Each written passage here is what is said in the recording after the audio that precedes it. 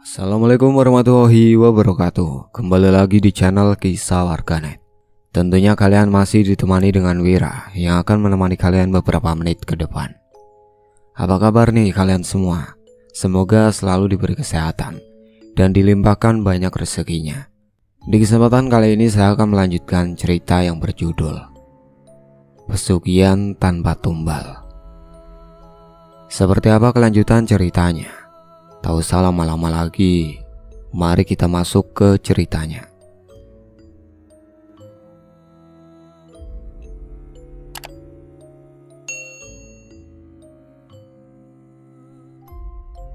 Usai makan malam, kami lanjutkan dengan ngobrol panjang lebar sampai menemukan kesepakatan untuk menikmati malam ini di rumahku. Dengan berboncengan, aku lajukan motor menuju rumah. Tangan mungil merangkul mesra ke sisi pinggangku. Kami menikmati dengan mengobrol selama perjalanan. Sesampainya di rumah, "Ini rumah Mas Bams?" tanya Surti. "Iya, ini rumah saya, Dik. Ayo masuk," ajakku. "Mas tinggal sama siapa?" Pertanyaannya keluar lagi ingin tahu.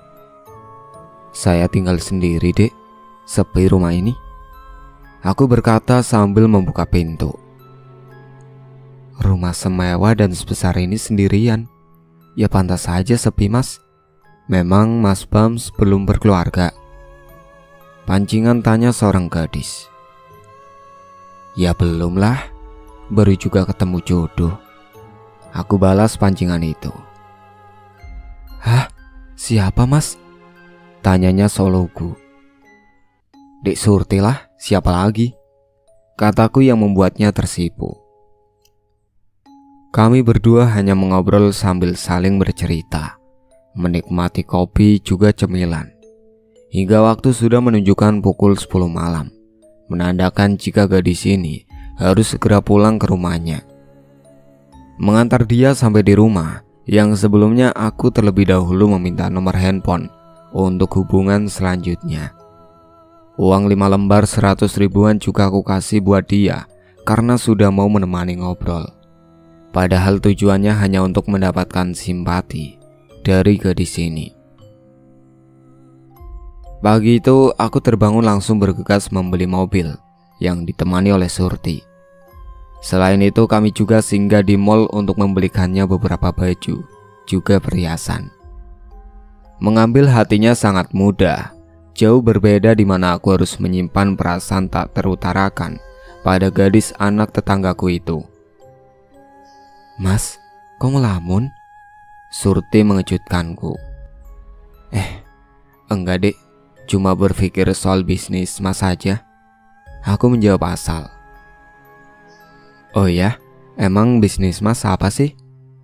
gadis itu bertanya. Bisnis tambang, Dek." "Iya, tambang di luar kota," kataku. "Tambang batu bara, Mas?" tanyanya itu tanpa ada henti untuk ingin tahu. "Heeh, Dek, batu bara di luar kota," kataku. Dan entah dari secakapan perasaan gadis ini semakin berani untuk lebih intim menggandeng tanganku ketika berjalan memutari mall. Sampai terdengar telepon masuk dari dealer mobil kalau sore ini mobil akan diantar ke rumah. Lalu aku ajak Surti pulang ke rumah sambil menunggu mobil pesananku sampai. Selain itu, entah ini cinta atau bukan, yang jelas Surti mulai jatuh dalam pelukku, mempercayai cerita yang aku buat. Bahkan dia juga terlihat sangat ingin hubungan ini berlanjut di tahap yang lebih serius. Dengan duduk di teras rumah tanpa aku suruh, dia sudah membuatkan aku kopi dan duduk di sebelahku sambil berkata, "Mas, terima kasih ya." Suara itu lembut terdengar. "Terima kasih buat apa, Dek?" ucapku. "Buat ini, sudah beliin Surti baju, perhiasan, juga baik sama aku bikin aku jatuh cinta," pengakuannya padaku. "Iya, sama-sama, Dek.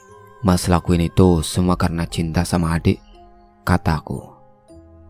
Bulan malam ini masih belum sempurna untuk penuh. Masih ada 2 hari lagi bulan di atas sana memerah menjadi purnama. Namun semua sudah aku persiapkan untuk ritual di malam purnama nanti. Gagak, arang, dupa, semua sudah ada dipersiapkan di rumah 2 sahabat. Malam itu aku berpamitan dengan Surti kalau hendak keluar kota meninjau bisnis di sana. Yang sebenarnya rumah aku jadikan tempat rundingan untuk kami bertiga, karena Pak Karto malam itu tidak bisa hadir dikarenakan sakit demam. Semua sudah beres kan, Kang? 2 hari lagi aku berangkat. Aku bertanya sembari memberitahu lagi. Sudah aman Mas Bos, tinggal berangkat saja. Semua sudah disediakan komplit. Anak buah Pak Karto menjawab. Iya Kang, kalau sudah beres santai aja. Ayo berangkat karaoke, ajakku ke mereka berdua. Kami bertiga dengan menaiki mobil baru yang harganya 2 miliar meluncur ke sebuah tempat karaoke, memesan room VIP, juga 4 wanita bohe pemandu lagu. Tidak lupa juga memesan beberapa makanan, juga minuman beralkohol, agar semakin hot bernyanyi dan bergoyang. Lagu andalan yang pertama aku lantunkan adalah lagunya Jamrud dengan judul Surti. Karena tanpa aku sadari bunga-bunga cinta mulai tumbuh, meski hanya sebatas kuncup saja. Mbak, kamu tolong goyang ngebor ya. Aku menyuruh gadis yang dari tadi hanya duduk ngerokok nemenin doang. Iya Mas, goyangnya di sini apa di depan situ Mas? Dia bertanya. Ya di depan, mosong ngebor sambil duduk, kataku. Siap Mas, tapi tipsnya ditambah lo ya. Elsie itu merayu. Gak usah khawatir Mbak, bosku ini juragan, duitnya buat sendiri kok. Cerocos sahabatku yang mulai mabuk. Oh iya Mas, siap ngebor saya, katanya sambil maju ke depan. Dengan menikmati minuman, goyangan iblis betina ditambah musik koplo, suasana remang-remang ini kami pun terlarut dalam pelukan maksiat. Dengan tawa kepuasan menelan berbagai dosa, bisikan-bisikan setan selalu kami ikuti. Ajang hura-hura yang berujung zina berjamaah. Sudah sangat bejat, otak tidak lagi waras. Kelangsungan semua maksiat itu sampai subuh berlalu, hingga waktu bergulir dan meninggalkan malam yang hingar-bingar akan nuansa dosa. Total semua berapa Mbak? Tanya aku dengan nada mabok. Karaoke, minum, cemilan, rokok, sama 4 LC, totalnya 8 juta Mas, jawab kasir itu. Alah, cuma segitu habisnya. Saya tambah 1 juta lagi, dibagi sama 4 wanita tadi, 200 per orang, ucapku sambil menyodorkan uang 9 juta. Mas ini baik banget, sering-sering kesini Mas. Petugas itu merayu. Besok saya kesini, kalau mbaknya yang nemenin goyang, kataku sambil berlalu masuk ke dalam mobil. Dengan keadaan teler kami bertiga pulang ke rumah. Karena keadaan jalan juga masih sepi, di bawah pengaruh minuman, aku gaskan laju mobil semaksimal mungkin. Tiba-tiba terdengar bunyi benturan di bemper depan. Apa Mas? Nabrak apa? Tanya teman yang masih mabuk. Nggak tahu, biarkan aja, aku menjawab. Mobil tetap kulajukan kencang sampai tiba di rumah. Hanya melihat sekilas depan mobil ringsek dan bemper pecah. Tanpa pedulikan semua itu langsung masuk ke dalam, menuju kamar, lalu bantingkan badan ke kasur. Hilangkan kepala yang sakit. Adzan asar berkumandang dari kejauhan, sampai aku dibangunkan oleh salah satu sahabatku. Mas, ada tamu, katanya. Siapa Kang? Aku bertanya sambil ngantuk. Tanpa dijawab pertanyaanku, orang itu berlalu keluar kamar. Setelah aku lihat 2 petugas kepolisian sudah duduk di ruang tamu dengan pakaian dinasnya. Selamat sore Pak, ucapnya terdengar. Iya, sore Pak. Aku menjawab dengan kepala masih sakit. Apa benar itu mobil Bapak yang terparkir di luar? Polisi itu bertanya. Iya betul sekali, mobil saya Pak. Ada apa ya? Tanyaku bingung. Pagi tadi siapa yang mengendarai mobil Bapak dengan menabrak ibu-ibu dan yang menggendong bayinya? Kembali Bapak bertugas itu bertanya. Saya Pak yang nyetir, tapi perasaan tidak nabrak orang. Aku membela diri. 2 korban meninggal di tempat. Apa Bapak mengendarai mobil dengan keadaan mabuk? Interogasi mulai diluncurkan oleh 2 polisi itu. Saya hanya minum sedikit Pak, tidak mabuk. Dan saya juga tidak tahu jika ada yang saya tabrak. Masih berusaha berbohong untuk mencari aman. Kalau sampai tidak sadar, itu namanya mabuk Pak. Silahkan Bapak juga kedua sahabat Bapak itu ikut saya ke kantor untuk mempertanggungjawabkan masalah ini, kata Pak Polisi. Kami bertiga hanya mengikuti petugas kepolisian menuju kantor. Di sana keluarga korban sudah menunggu dengan rundungan kesedihan. Juga ada yang terlihat sangat marah menatap ke arahku. Polisi itu mempersilahkan kami duduk dan melanjutkan pertanyaannya.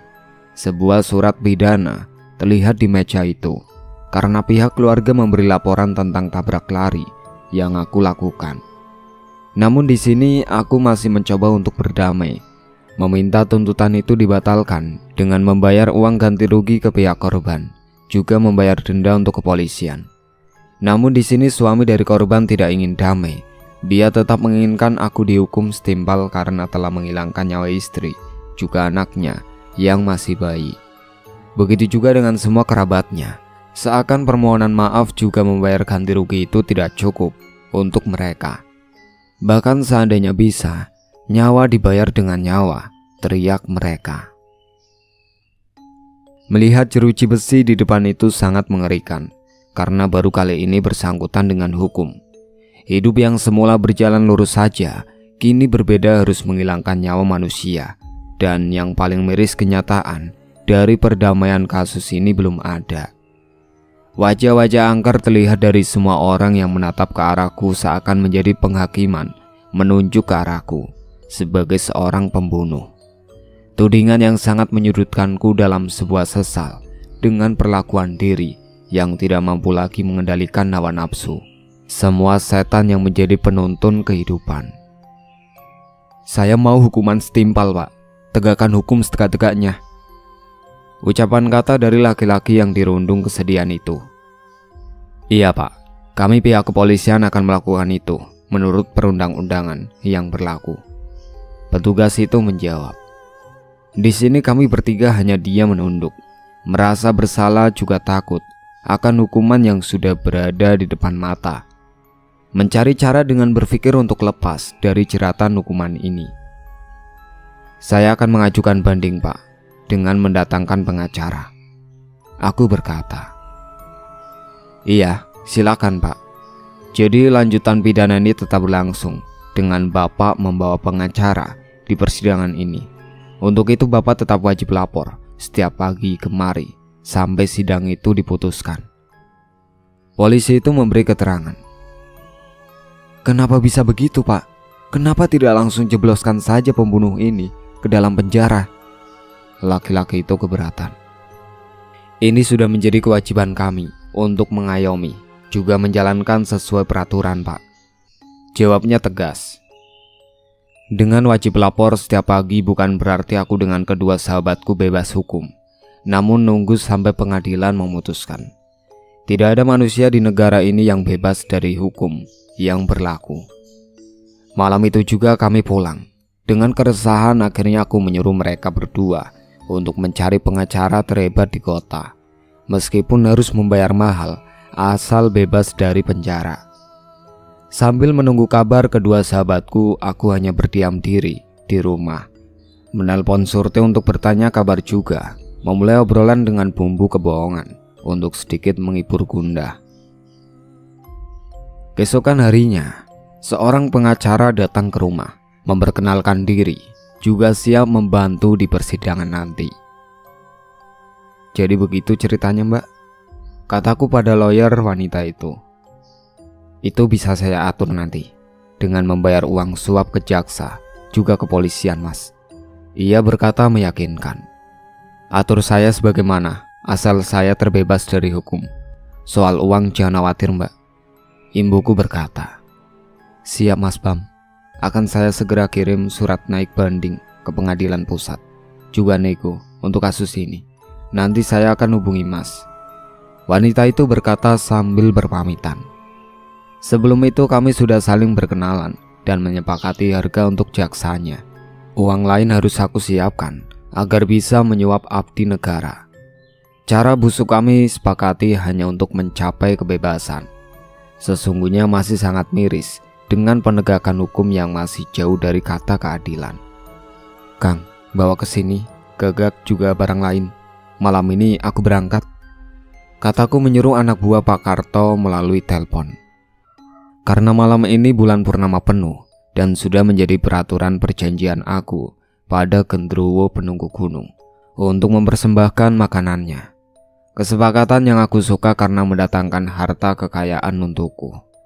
Kembali bersemedi di kamar itu sambil kembali menyiapkan 7 sarung itu. Merapal kembali mantra. Juga tidak lupa aku buka lemari yang penuh akan tumpukan uang yang sangat banyak itu. Senyum setan tersungging dalam wajahku yang tidak pernah merasakan kepuasan. Singkat cerita, malam ini kembali ritual aku lakukan dengan cara yang sama. Dupa juga bunga sudah aku tanam juga sebar. Perapian mulai aku buat. Namun saat mau melepaskan semua baju, sebuah tangan keriput dengan kuku panjang hitam mencekik leherku. Anak setan, beri aku sate itu. Nenek dengan tubuh besar dipenuhi bisul itu berkata. Aku berteriak meronta, mencoba melepaskan cekikan tangannya yang mulai mengangkat tubuhku. Lalu sosok itu melemparku ke tanah. Berikan aku makanan itu, katanya terdengar. Kamu yang setan, belum juga aku buat sate sudah main cekik saja. Aku menjawab dengan nafas yang masih ngos-ngosan. Cepat buatkan aku sebelum Raja Gendruwo itu datang. Nenek buruk rupa itu berkata. Aku tidak menjual sate padamu nenek busuk. Aku hanya menjual pada Raja Gendruwo saja, kataku menantangnya. Lalu sosok itu terbang dan hilang tak kemana di telan gelap malam. Selanjutnya aku hanya melepaskan pakaian, lalu menyembelih Gagak dengan membaca mantra, membakar sate-sate itu dengan melumuri darah sebelumnya. Bergetar keras tanah di sekelilingku, angin berembus kencang dengan beraromakan ubi bakar. Pohon-pohon mulai bergerak, dedaunan berisik tersibak oleh kehadiran raksasa hitam legam itu. Lekas berikan itu, kata Raja Gendruwo. Ku hanya mau memberikan sate ini jika kamu mau memberikanku kekayaan juga kesaktian, ucapku memberi persyaratan. Manusia tamak, tidak cukup dengan apa yang sudah kau dapatkan dariku. Mulut besarnya berkata dengan liur yang mulai deras menetes. Mau makanan dariku, maka kabulkan semua permintaanku. Kembali aku jelaskan kemauanku. Kau akan dapatkan itu. Lekas beri makanan padaku. Setelah aku memberikan makan, banjiran uang itu kembali terlihat sangat banyak. Dengan sedikit berharap lalu aku menggandakan sarung-sarung yang ada di tanganku. Kini tidak hanya uang yang aku miliki, tapi aku juga memiliki kesaktian. Dengan mudah membuat apapun yang aku kendaki. Tentu saja karena sosok Gendruwo kecil diutus untuk masuk ke dalam tubuhku. Secepat kilat aku bawa sarung-sarung yang banyak berisikan uang, memasukkan ke dalam kamar, dan dengan bantuan Gendruwo, aku dengan cepat menata semua lembaran itu, lalu menyusun di lemari besar yang kini sudah tidak muat lagi dengan uang yang aku miliki. Terdengar gedoran pintu depan, sementara jam masih menunjukkan jam 3 dini hari. Suara teriakan itu dari 2 sahabatku yang baru sampai di sini. Mas, permisi. Mas Bams. Suara panggilan itu. Alah Katrun, jam segini baru muncul, kataku sambil membuka pintu. Lah aku nyusul ke sana, kamu sudah gak ada mas. Kok cepet banget pulang? Tanya 2 sahabatku. Kelamaan nunggu kamu Kang, sudah aku bawa sendiri Kang, jawabku. Lalu aku ajak mereka melihat uang-uang itu yang sudah rapi tertata penuh di dalam lemari besar, juga di lantai yang sudah rapi tersusun. Mereka hanya terbelalak menyaksikan itu. Ada tanya namun tidak terucap oleh mereka. Hanya tertegun heran menyaksikan hasil juga semua sudah beres tanpa bantuan mereka berdua. Aku hanya menyuruh mereka ambil 30 juta untuk mereka berdua, juga Pak Karto. Lalu aku masukkan uang penuh 1 tas untuk persiapan, menyuap jaksa juga kepolisian. Kang, nanti pagi tolong bawain mobilku ke bengkel ya. Aku nanti ada perlu sama pengacara, kataku pada mereka berdua yang masih asik menghitung uang. Siap bos, jawabnya. Kemudian kami bertiga ngudut, juga tidak lupa menikmati kopi hitam sambil aku ceritakan kejadian tadi sewaktu menjalani ritual. Sementara di sudut ruangan itu berdiri sosok Gendruwo yang menjadi pelindung astral yang aku minta untuk wujudkan kemauan diri menjadi sakti. Lantunan sayup terdengar adzan subuh yang disambung dengan mereka berdua berpamitan pulang sambil membawa mobilku. Aku yang masuk kamar dan tidur, mengabaikan panggilan ibadah itu, merebahkan badan yang sudah sangat lelah terasa. Dalam tidur aku bermimpi melihat sosok wanita yang duduk menatapku dengan pandangan sedih, berlinang air mata. Isak tangisnya sangat terlihat tersendu-sendu, menahan duka kala melihatku. Wanita dalam mimpiku adalah almarhumah ibuku. Mbak, tanyaku memanggil berulang kali. Namun sosok itu hanya diam, menangis, tanpa bergeming sedikit pun. Saat tangan ingin meraihnya, namun wanita itu semakin menjauh mundur. Sekali lagi aku panggil ibuku. Simbok, aku berteriak mengulurkan tangan. Kamu sudah tersesat anakku. Kamu telah salah memilih jalan kehidupan, kata Simbok. Lalu tiba-tiba sosok Gendruwo besar itu datang, lalu menjambak rambut ibuku, menyeretnya dengan ganas, dengan tawa yang menyeramkan. Tubuh tua yang meronta berteriak meminta tolong. Aku hanya bisa diam melihat tanpa berbuat apa-apa, sampai keduanya menghilang. Yang terdengar hanya jeritan ibu memanggil namaku. Bambang. Pekikan nama itu sampai membangunkanku. Terjaga dengan rasa terkejut, kini termenung menyaksikan kengerian mimpi yang baru saja terlintas. Sungguh gambaran sangat membuatku menggidik ngeri, juga merinding. Kemana Raja Gendruwo itu menyeret Simbokku? Mungkin hanya bunga tidur saja. Kutepiskan prasangka yang mengganjal di hati. Sebuah ucapan untuk mengesampingkan tanya di dalam benak ini. Pagi itu aku janjian dengan Mbak Toti, si pengacara, menuju ke kantor polisi untuk wajib lapor juga menjelaskan tujuan maksud kami. Dengan kesepakatan akhirnya aku membayar ke pihak kepolisian sebesar 100 juta untuk memudahkan pengurusan terbebas dari jeratan hukum. Setelah itu sebelum siang aku juga diajak menuju rumah sang jaksa dengan maksud sama penyuapan. Semua beres terkendali dengan membayar uang 150 juta. Kami berdua pun melanjutkan obrolan di sebuah kafe untuk menyelesaikan transaksi dengan pengacara itu. Dengannya memberikan uang 200 juta untuk jasa yang ia lakukan untuk membantuku. Beres kan mas? Jangan khawatir kalau masalah seperti ini biasa saya atasi atas pelizinnya sesuai. Pengacara itu berkata. Iya mbak, terima kasih banyak. Nanti kalau benar-benar vonis bebas sudah disahkan pengadilan, saya tambahkan bonus buat Mbak Tuti. Aku berkata agar semakin lancar urusan. Waduh, terima kasih loh Mas Bam. Malah repot gitu, ucapnya dengan tatapan penuh arti. Jangan sungkan mbak, jangan khawatir soal uang, kataku yang menyombongkan diri. Obrolan kesana kemari pun berakhir karena mbak pengacara ada kesibukan lain. Lalu dia berpamitan dengan membawa sekepok uang yang aku berikan. Sebuah senyum sumringah terpancar dari wajah manusia yang sama memiliki hati iblis. Aku yang terduduk sendirian di kafe tanpa sengaja melihat wanita yang sedang asik bermesraan di sudut ruangan dengan seorang laki-laki. Surti, kataku lirih.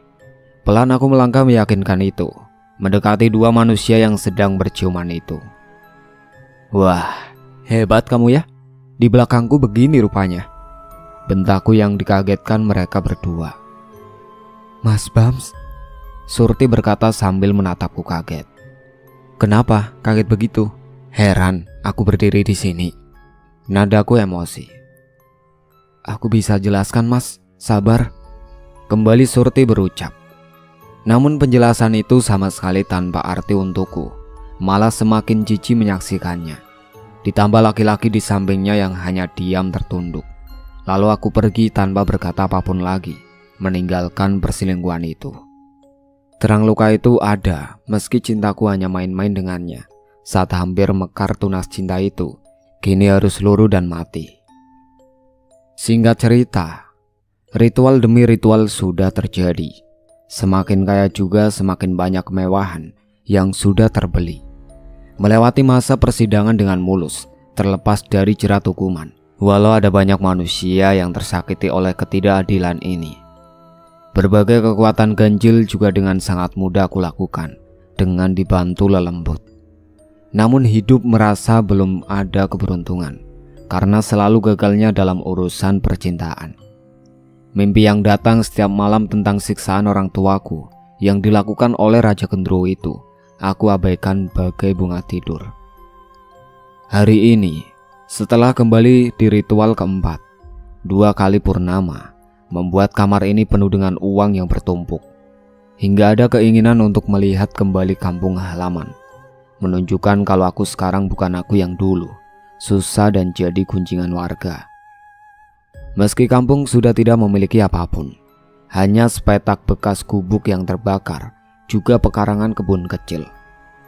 Dengan mengajak kedua sahabatku, siang ini melihat kembali tanah kelahiran yang sudah hampir 1,5 tahun aku tinggalkan. Kampung masih terlihat sama, tanpa banyak perubahan dari semenjak waktu itu. Bahkan banyak wajah-wajah anak kecil berlarian yang tidak aku kenali lagi, entah anak siapa mereka. Terbayang di mana waktu menginjak usia belia seperti mereka, hidupku sudah harus bergelut dengan kesusahan, juga kemiskinan. Ini desanya kamu, Mas? Tanya sahabatku yang menyetir mobilku. Iya Kang, sama sekali tidak ada perubahan, tetap saja sama seperti waktu dulu. Aku menjawab. Terus, rumah kamu sebelah mana mas? Kembali pertanyaan dari salah satu sahabatku. Sudah gak ada rumah di sini Kang, habis terbakar kok. Terangku padanya. Tanpa sautan tanya lagi, hanya diam dan kembali hening suasana kami. Cuma musik dangdut koplo melantun dari sound mobil. Tidak seberapa lama tujuan sudah sampai. Tanah kosong dengan sisa kayu terbakar dengan mulai ditumbuhi semak belukar. Berhenti Kang, ini dulu rumahku, suruhku. Lalu mobil ia parkirkan. Kami bertiga turun mobil, dengan disaksikan beberapa tetanggaku dulu. Dengan agak sedikit heran mereka menatap ke arahku, seakan tidak percaya jika aku datang dengan perubahan saat ini. Penglihatan ini hanya mampu menerawang kosong kehamparan tanah di hadapan sana. Jika dibangun rumah lagi, cukup luas tersambung dengan perkebunan itu, malah akan melebihi rumah-rumah penduduk lainnya. Pikirku yang saat ini melintas secara tiba-tiba. Terbayang sudah untuk membangun rumah mewah di sini, walau nanti hanya terbiarkan kosong, setidaknya agar mereka semua tahu dan tidak lagi memandangku sebagai manusia yang hidup dari belas kasihan tetangga. Akan kubalik kehidupan yang dahulu, derajatku lebih tinggi dari siapapun di kampung ini. Weh, Mas Bambang, tetangga depan rumah menyapa. Kang Gembul, bagaimana kabarnya? Aku bertanya basa-basi. Baik mas, sudah lama tidak melihat kesini loh kamu mas. Pulang sekarang sudah lain, ucapnya memuji. Sama aja Kang, tetap aku yang dulu. Cuma sudah tidak susah lagi. Kesombonganku mulai keluar. Lalu terlihat wanita itu dengan daster warna biru kedodoran. Perutnya besar. Nurhayati yang sedang hamil, mukanya tetap ayu meski terlihat pucat. Ia hanya memandang dari depan rumahnya sambil memegangi perut. Dengan sama beradu pandang terlihat senyumannya menyambut. "Hah, kamu Dek Nur, sudah milik orang juga kini hamil," batinku berucap. Dengan mendekatinya lalu untuk melihat lebih dekat, mengurai rindu sambil berbasa-basi untuk bertamu. "Dek Nur, Bapak ada?" kataku sambil menjabat tangannya. "Ada Mas, silakan masuk." Masih terlihat santun gadis itu menyambut. Kami bertiga pun masuk dan disambut oleh Pak Sarwidi, tetanggaku, ayah dari kekasih hati yang telah disunting orang lain. "Waduh, kok tidak ada angin, tidak ada hujan? Kamu terlihat kembali. Bagaimana kabarnya?" Sambutan hangat dari Pak Sarwidi. "Kabar baik Pak Sar. Iya, ini mumpung libur," aku menjawabnya. "Kamu kerja di mana Mas Bambang?" terdengar pertanyaan tetanggaku. "Saya sudah ada bisnis Pak, tidak nguli ikut orang," ujarku menjelaskan. "Waduh, bisnis apa kamu?" "Batu bara, restoran, hotel," aku berbohong. "Masya Allah, sudah jadi orang kaya kamu." Pujian itu terucap dari Pak Sarwidi. Memang berbeda ketika manusia melihat perubahan ini yang sangat cepat menjadi orang bergaya lain. Terpaan pujian juga sanjungan itu menghanyutkan, hingga semakin menimbulkan rasa sombong.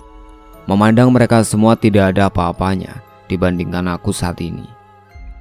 "Jadi begini Pak, saya mau bangun rumah di situ lagi. Tolong nanti Pak Sar atur semuanya. Saya gaji Pak Sarwidi sampai rumah saya selesai." Aku mengutarakan niat yang tiba-tiba muncul. "Oh iya Mas, jangan khawatir kalau itu. Nanti aku carikan tukang, juga bahannya. Kok digaji segala loh?" seru tetanggaku. "Sudah tenang aja, kamu atur saja. Total berapa? Saya gaji kamu 5 juta per bulannya," aku berkata untuk kesepakatan. Dengan rundingan yang panjang lalu aku berikan uang muka untuk dimulainya pembuatan rumah sebanyak 400 juta. Dengan itu sudah dimulai kesepakatan kami. Lalu malam itu juga aku pulang dengan meneruskan kabar melalui telepon saja. Sesudah kembali ke rumah, di kamar yang biasa dingin karena AC, tetap terasa panas tubuh ini. Haus juga lapar tidak tertahan lagi. Dengan minum air dingin juga makan banyak, tetap tidak membuatku puas dan kenyang. Semua isi dapur hampir aku lahap tanpa sisa. Sosok yang ada dalam diriku keluar dan meminta darah gagak. Sosok setan itu dengan tatapan mata tajam merah menyala menatap lekat ke arahku. Liurnya menetes dari sela taring panjang di sudut bibir hitamnya. Berat suaranya meminta sebuah persembahan, keinginannya untuk meminum darah gagak. "Berikan aku darah gagak, maka akan semakin sakti engkau aku buat." Terlontar permintaan lembut itu. "Aku tidak akan memberikannya padamu. Aku bukan budak di bawah kendalimu." Aku menantang genderuwo itu. Tanpa ada balasan kata sedikit pun, tiba-tiba sosok itu lenyap menghilang dari hadapanku. Kembali terasa normal suhu tubuh. Hawa panas telah digantikan dengan dinginnya kamar ini. Hanya nafas lega yang aku helakan dengan berlalu perginya makhluk tadi, tanpa aku tahu kemana berlalunya. Makhluk kampret, bisa-bisanya berbuat seperti ini, gerutuku ngedumel sambil keluar kamar. Menuju dapur ingin rasanya membuat kopi untuk hilangkan keruwetan di kepala ini. Melintas kelebat bayangan hitam dengan meninggalkan bau yang sangat busuk. Bau bangkai yang pekat menusuk hidung. "Apalagi ini?" batinku bertanya. Seketika bau itu menghilang. Hanya lampu dapur yang mulai berkedip dengan sendirinya. Terlihat dari luar jendela sebuah wajah sangat pucat mengintip ke arahku. Wajah memucat dengan mata hitam. Mulut terbuka lebar. Itu wajah almarhumah ibu. Aku hanya mengusap mata untuk menyaksikan apa yang aku lihat tidak salah. Namun saat kembali melihat keluar jendela, sosok itu sudah menghilang. Kedipan lampu juga sudah normal menyala kembali. Mungkin aku terlalu lelah hingga terbawa halusinasi yang seperti ini. Secangkir kopi panas aku buat agar menjadi sedikit peredam kalutnya pikiranku. Dalam tidur semalam yang gelisah membawa sebuah mimpi janggal sangat aneh. Aku memadu kasih dengan Surti. Hingga pagi ini aku dibuat sangat merindukan wanita itu. memikirkannya, mengusung keinginan baru, dan lupakan kejadian pengkhianatannya. Ingin rasanya aku menghubunginya, bertemu, juga memadu kasih dengan Surti. Tanpa berpikir panjang langsung aku mengambil tas lempangku, kunci mobil, lalu pergi ke rumahnya. Dengan terus kepikiran wajah ayunya sepanjang jalan membuat aku tidak kuasa menahan kerinduan yang sangat berat menjadi sebuah beban perasaan. Setibanya di rumah itu, terlihat pintu rumah tertutup, pagar sudah terkunci. Kemana perginya wanita itu? Bahkan aku sampai rela menunggu selama 2 jam lebih, hingga datang dirinya dengan diantar oleh ojek berjaket hijau itu. "Mas, kok di sini?" Lembut suaranya terdengar. "Iya, sengaja nunggu kamu, Dek. Kamu dari mana?" Kini aku bertanya. "Dari pasar, Mas. Ayo masuk," katanya dengan tatapan mata yang sedikit menggodaku. Tanpa berpikir curiga, aku seperti kerbau yang mengekori langkah majikannya. Bahkan andai dapat secara normal melihat, dia dari pasar namun tidak membawa apapun, semisalkan belanjaan atau yang lainnya. "Duduk, Mas," suruhnya dengan sunggingan senyum yang terlihat sangat manis. Semua yang ditunjuknya aku hanya mengikuti tanpa menjawab sepatah kata pun. Ini cinta atau ini pelet? Semua terbalik 180 derajat dalam hidupku. Awal yang sedikit pun tidak peduli dengannya berubah menjadi seperti ini. Namun semua rasa itu belum aku sadari terlampau jauh. "Mas, kok melamun begitu?" Surti berkata sambil duduk di sebelahku. "Enggak, Dek. Kok aneh ya?" kataku. "Aneh kenapa, Mas?" Kembali sebuah tanya ia lemparkan. Enggak, Dek, gak apa-apa." Terbata gugup aku menjawab. Tangannya mulai menyentuh tanganku, dan kepalanya menyender manja ke pundakku, membuat aku semakin tidak kuasa menahan rasa dalam diri. Berdesir halus darah ini menjalar ke atas menggumpal menjadi bisikan nafsu dalam pikiran. Tanpa dituntun langsung kubelai kedua pipinya, mengarahkan tatapan ke dalam matanya. Dengan nafsu kami berdua menyatu hingga sensor. Tersadar di sebuah kamar dengan pelukan gadis yang masih tertidur di samping dengan satu selimut berdua. Astaga, ini benar terjadi. Akan semakin susah ke depannya terlepas dari jerat wanita ini. Dengan terus menatap ke arah wajahnya, matanya pelan terbuka dan terbangun. Sunggingan senyuman manis semakin memikatku. Handphoneku berdering. Sebuah panggilan masuk dari nomor tanpa nama. Entah siapa, yang jelas panggilan tak terjawab. Sudah 20 kali. Sepertinya memang sangat penting, sampai berulang menghubungi. "Halo? Iya, siapa ini?" Aku menjawab handphone itu. "Hah? Meninggal?" Jawabku yang ikut mengagetkan Surti di sebelah. "Oke, aku kesana sekarang," kataku sambil menutup telepon. "Ada apa, Mas?" Surti bertanya. "Pak Karto meninggal. Buruan, pakai bajumu, kita ke rumahnya," kataku sambil bergegas memakai pakaian. Kedatanganku langsung disambut oleh 2 sahabatku yang tengah berdiri di rumah duka dengan para pelayat lainnya. Kerumunan warga di halaman rumah, juga terdengar orang mengaji di dalam, dengan mayat yang sudah terkafani membujur di tengah dengan selendang coklat ditutup. Saat ingin masuk melihat jasad terakhir Pak Karto, ketika mendengar lantunan bacaan tahlil, itu badan terasa panas terbakar. Lalu aku urungkan itu, menjauh dari rumah duka dengan memanggil kedua anak buah Pak Karto untuk menanyakan kejelasan kematian sang ketua. "Kapan meninggalnya, Kang?" tanyaku. "Pak Karto meninggal tidak sewajarnya, Mas," sahabatku berkata. "Loh, maksudnya tidak wajar bagaimana, Kang?" tanyaku terkejut. "Tubuhnya lebam semua, Mas. Dari pusarnya terus keluar air yang baunya sangat busuk. Tidak bisa dikatakan," imbunya menjelaskan. "Lah terus?" masih dengan tanyaku. "Matanya terbuka melotot, tidak bisa dipejamkan. Mulutnya menganga tidak bisa ditutup," ujarnya menceritakan. Mendengar penjelasan itu sudah membuatku merinding. Kematian ini sangat-sangat tidak wajar. Tidak semestinya dengan kondisi mayat yang seperti itu. Entah apa yang terjadi, apakah ada sangkutan dengan ritual kami atau lelembut. Cuma menurut cerita Pak Karto, semua ini tanpa menumbalkan siapapun, tanpa adanya korban atau wadal.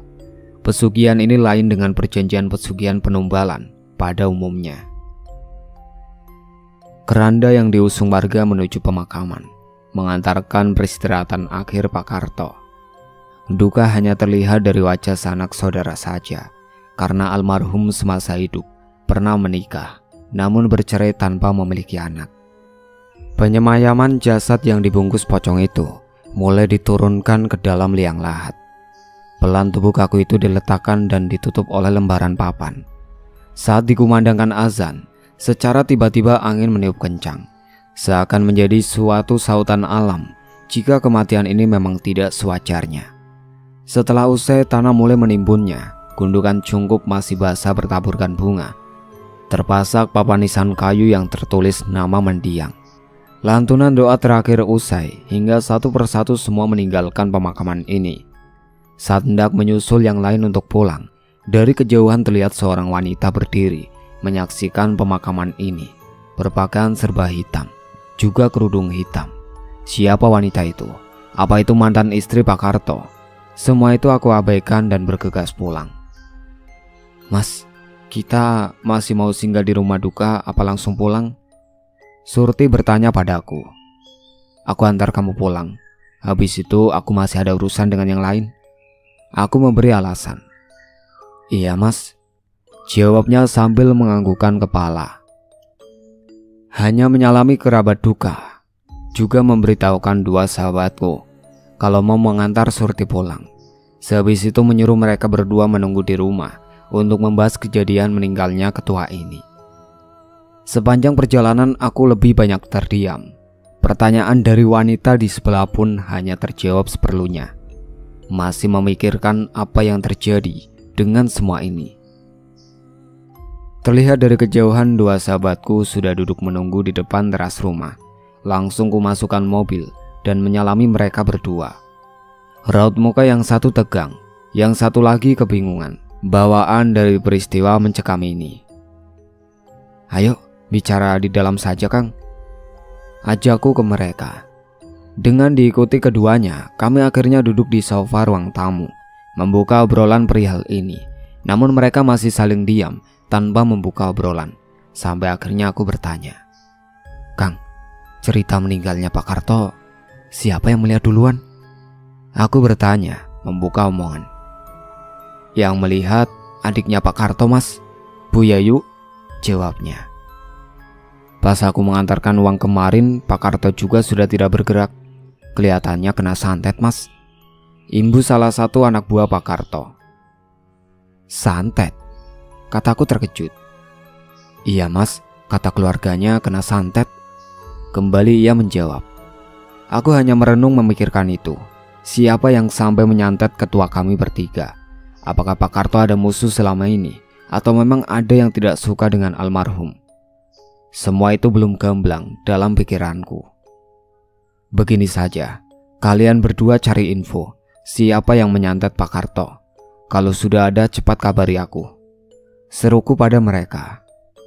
Iya mas, kami berangkat dulu, pamit dua orang laki-laki ini. Setelah mereka berdua pergi sore ini, aku pun keluar kamar, sengaja mencari tahu wanita berkerudung hitam di pemakaman tadi. Sendiri aku sengaja berjalan diam-diam menuju kuburan dengan harapan bisa berjumpa dengan sosok misterius itu. Namun mencarinya dengan berkeliling tetap saja tidak ketemu. Bahkan sampai hampir maghrib, berada di kuburan dengan harapan wanita itu kembali ke sini, tapi semua hasil nihil. Sampai aku putuskan untuk pulang ke rumah. Sehabis video call dengan Surti, berjam-jam lamanya aku mulai lelah. Kabar dari dua orang itu pun sampai sekarang belum terdengar. Namun aku teringat sama Pak Sarwidi yang di kampung. Entah sudah mulai berjalan atau belum pengerjaan rumah di sana, aku juga tidak tahu. Ingin bertanya tapi malas. Terdengar suara pintu diketuk. Aku kira suruhanku sudah datang untuk memberikan kabar. Namun suara motornya tidak terdengar. Suara pagar depan juga tidak terdengar dibuka. "Siapa?" tanyaku. Namun sama sekali tidak ada sautan jawaban. Tidak seberapa lama kembali pintu diketuk. Kali ini agak keras terdengar. "Sabar," kataku sambil berjalan membuka pintu. Saat pintu aku buka sama sekali tidak ada orang. Bahkan mencari di samping rumah juga garasi, tidak menemukan siapapun. Apa aku salah dengar? Mengabaikannya, lalu kembali masuk.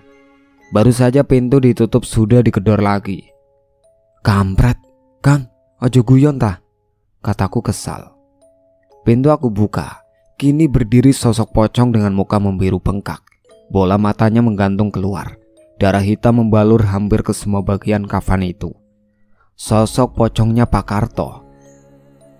Aku terkejut setengah mati. Sampai lutut terasa lemas. Nafas juga tersengal sesak. Tiba-tiba ada suara muncul dari mulut pocong itu, seakan tertahan dan berat. "Bajigur!" teriakku sambil membanting pintu menutup. Cepat-cepat aku kunci pintu dengan tangan yang gemetaran. Namun gedoran pintu terus terdengar sampai aku berlari masuk ke kamar karena takutnya. Secepat kilat aku melangkah meninggalkan pocong itu. Lalu, aku bertabrakan dengan pocong Pak Karto yang sudah berdiri pas di pintu kamarku. Terpelanting terjatuh aku sampai kepala mengantuk dinding. Dengan posisi aku yang masih terduduk, merasakan sakit di kepala belakang, pocong itu melompat mendekat. Mukanya tepat di hadapanku dengan biji mata yang menempel di wajahku. Masih seperti tadi, suara keluar dari mulutnya. Sontak aku mundur menggeser, namun kini sudah terpentok oleh dinding. Mau segera bangun dan berlari, tiba-tiba pocong itu jatuh menimpaku. Kudorong sosok ini, namun rasanya sangat berat, sampai wajahnya menoleh ke arahku dengan sangat cepat. "Sontoloyo, sudah mati masih saja ganggu orang, Pak," kataku yang gemetaran ketakutan. Kembali muncul suara dari sosok pocong itu. Mulutnya semakin membuka, semakin mengeluarkan darah hitam pekat yang berceceran di tubuhku juga lantai. Saat aku amati ke dalam mulutnya, lalu terlihat seperti ada cahaya warna kuning di pangkal kerongkongannya. Sementara suara juga darah menjijikan itu terus keluar. Tanpa berpikir panjang, aku masukkan tanganku ke dalam mulut pocong ini, menyumbat darah busuknya. Dengan cepat aku korek tenggorokannya, mencabut benda itu. Sebuah paku besar panjang seperti pasak berkarat ada di genggaman tanganku. Namun tercabutnya benda itu, pocong Pak Karto tadi sudah hilang. Bahkan darah yang berceceran pun ikut menghilang. Pak Karto!" Aku berteriak menyebut namanya. Tetapi sosok itu tidak muncul lagi. Apa maksudnya ini? Apa paku besar ini yang menyebabkan Pak Karto mati dengan cara dibunuh dengan ilmu tenung? Terduduk dengan menahan rasa kengerian yang belum hilang, sosok mayat mengerikan itu lenyap tanpa jejak. Hanya kini di genggaman tanganku sudah ada sebuah paku sebesar pasak. Ulirannya terbungkus karat. Dengan mengamati benda yang mencabut dari pangkal tenggorokan pocong tadi, mengira sendiri bahwa karena benda ini yang membuat Pak Karto mati. Kuletakkan benda itu di sebuah lemari. Belum tahu mau diapakan paku itu. Kembali perasaan aneh menyelimuti diri. Bulu kuduk kembali meremang. Terlintas wajah pocong tadi. Apa akan datang kembali? "Datanglah Pak Karto. Aku harus tahu jawaban ini," teriakku memanggil. Seisi ruangan tiba-tiba bergetar hebat, disusul dengan beberapa benda yang bergerak berbenturan. Dari luar terlihat sangat terang, bagai ada cahaya menyorot ke dalam rumah. Semakin terang hingga menyilaukan mata, sampai terdengar suara ledakan menghantam pintu rumah. "Apa ini?" tanyaku heran. Kubuka kunci pintu, lalu membuka pelan-pelan, melangkah keluar yang disusul meredupnya cahaya tadi, namun tanpa melihat apapun. Tidak berselang beberapa lama, aku masih berdiri di teras rumah. Dua laki-laki anak buah Pak Karto itu datang dengan berboncengan. "Mas, kok tumben di luar?" tanyanya. "Tidak Kang, memang cari angin saja," jawabku berbohong. Lalu dilanjutkan kami bertiga duduk di teras rumah sambil salah seorang dari mereka menyampaikan kalau Pak Karto memang disantet. Siapa yang menyantet, Kang? Kalau menurutnya Bu Yayu, tetangga yang tidak suka dengan Pak Karto, imbunya. Nggak suka karena masalah apa? Kembali tanyaku keluar. Tetangga itu bekas muridnya Pak Karto yang melakukan ritual gagak, sama seperti kamu, Mas. Tapi orang itu gagal, anak istrinya semua mati mengenaskan. Mendengar pernyataan itu, sejenak aku hanya terdiam sembari berpikir. Namun pandangan tiba-tiba penuh kunang-kunang, dada terasa panas sampai meneteskan darah dari hidungku. Mereka berdua hanya melihat dengan heran, juga kaget. Loh, Mas kenapa? Tanya mereka. Enggak apa-apa, Kang. Buatkan aku kopi tolong. Salah satu dari mereka pun masuk membuat kopi. Aku yang masih duduk memegangi dada yang terasa sakit, juga panas, secara tiba-tiba. Entah kenapa ini. Sedikit aku melirik ke laki-laki di sebelahku. Dia menatapku dengan tajam, juga sunggingan senyuman sinis ke arahku. Namun aku hanya diam dan pura-pura tidak melihatnya. Dari awal memang aku sudah curiga dengan mereka berdua, perihal kematian tidak wajarnya Pak Karto. Kini aku pun diserang dengan tenung yang sama. Tapi tujuan mereka apa sampai mau berbuat seperti ini? Sampai di sini dulu ceritanya. Nantikan cerita kelanjutannya di part berikutnya. Sekian dari saya. Wassalamualaikum warahmatullahi wabarakatuh.